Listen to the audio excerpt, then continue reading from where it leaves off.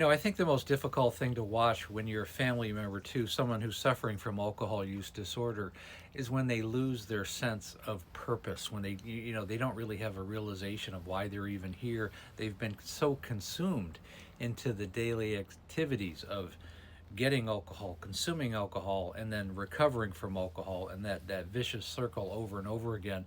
And their productivity has failed, their relationships has failed, and their health is obviously failing.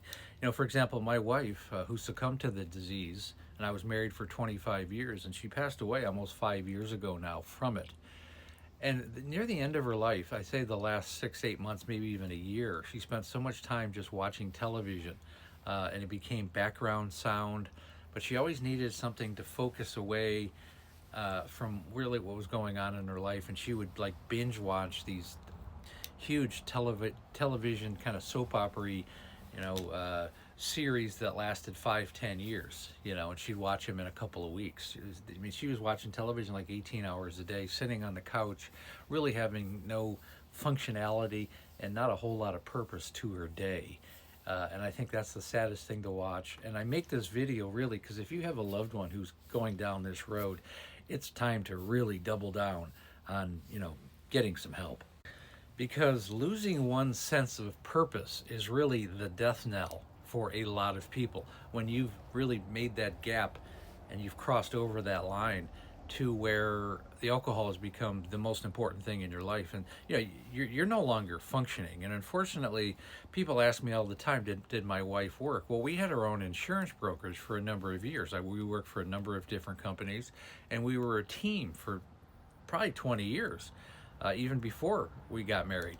It's one of the reasons how we stayed together for so long. And then around 2015, ultimately, I had to let her go because I was getting a lot of complaints from clients because they were talking to an inebriated person. In our field of really high professionalism, that's just not something you could do. And you know, she couldn't hold a license, which was very unfortunate. And later in life, she said she was going to become a real estate agent.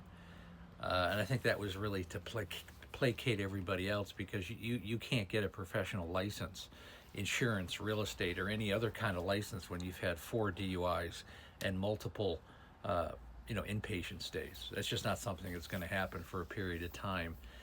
And she had painted herself into a corner, and I think that's what happens to so many people who go down this road. And if you have a family member who's going down this road, I think it's really important to get them mental health care, because this has crossed over really from just basic alcohol use disorder into really full-blown mental illness. And there could be a dual problem. I mean, there could be deep depression, anxiety, stress, but it's manifested into just almost giving up. And there is a sense of just giving up. There's a sense of just the energy that was once that person's life force has dissipated, and it's gone. And when you get to that point, it's near impossible to get it back. It's possible, but that person really has to reach for the stars to get out of that situation.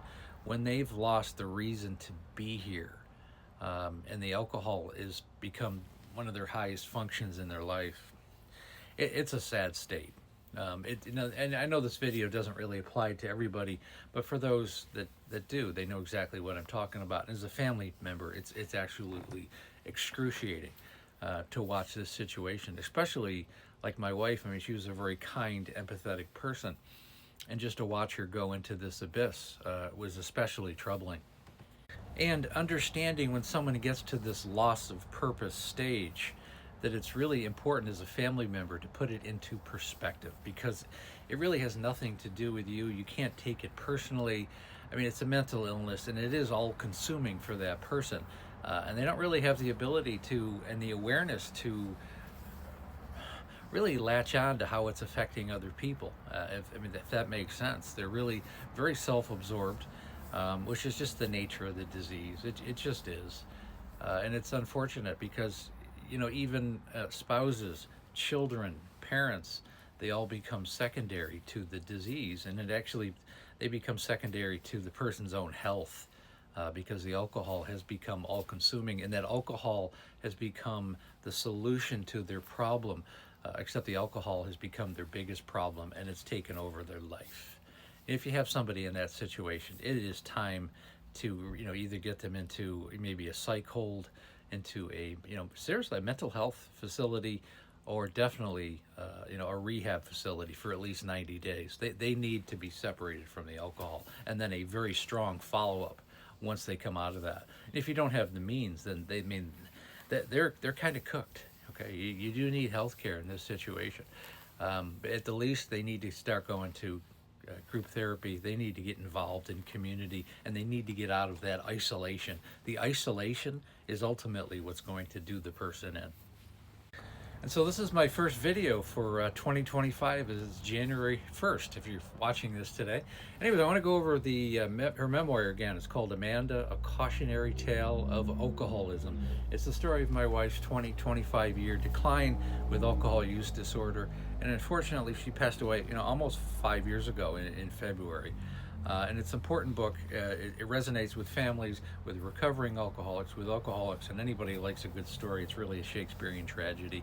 And again, I go live Monday through Friday right on this channel, right around 6 o'clock Pacific Standard Time, 9 o'clock Eastern Standard Time. We also have the Facebook group. It's called There's an Alcoholic in the Family. You can click on the link in the link tree and go right to the Facebook group. And when you're ready to work with me one-on-one, set up a breakthrough call. I have a complete coaching program that's designed to help the alcoholic and the family itself.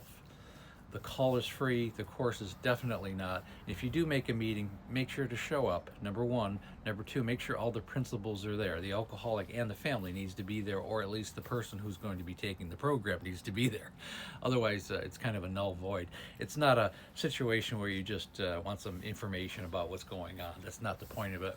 The call is free. Program's definitely not, but I'm looking for people who want to change their lives and the lives of their family. And again, thanks so much for listening.